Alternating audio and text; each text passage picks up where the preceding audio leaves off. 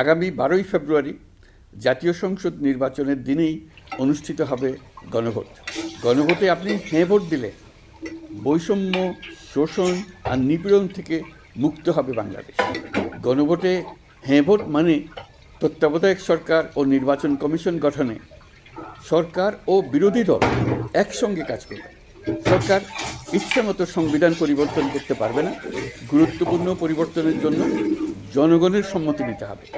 এতে আরও বলা আছে, বিরোধী দল থেকে ডেপুটি স্পিকার ও সংসদের গুরুত্বপূর্ণ কমিটির সভাপতিরা নির্বাচিত হবে।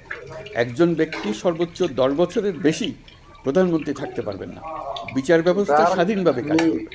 সংসদে নারীদের প্রতিনিধিত্ব বাড়বে। ক্ষমতার ভারসাম্য রক্ষায় পার্লামেন্টে একটি উচ্চ কক্ষ গঠিত হবে। আপনার মৌলিক অধিকার আরও সুরক্ষিত হবে। রাষ্ট্রভাষা বাংলার পাশাপাশি অন্যান্য জাতিগোষ্ঠীর ভাষাও সাংবিধানিক